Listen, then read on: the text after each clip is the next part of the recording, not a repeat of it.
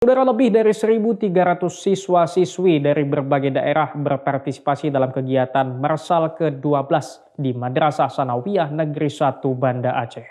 Ialah tetap 1, 2, 3. Lomba tingkat sekolah dasar hingga sekolah menengah pertama ini tidak hanya menggelar lomba di bidang akademik, namun juga di bidang non-akademik. Sejumlah peserta dari berbagai daerah di Indonesia juga berpartisipasi dalam ajang Madrasah for Religion, Science, Sport, Art, and Language atau MASYAL ke-12 kali ini.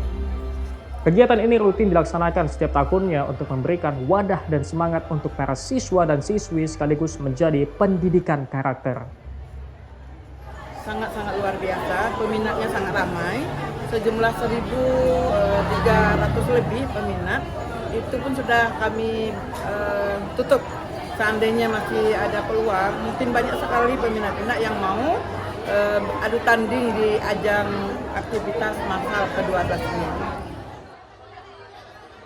Lomba tersebut juga disambut antusias oleh siswa karena selain dapat berkompetisi, para siswa juga bisa saling mengenal pelajar dari berbagai daerah lainnya. Tim Liputan Kompas TV Banda Aceh.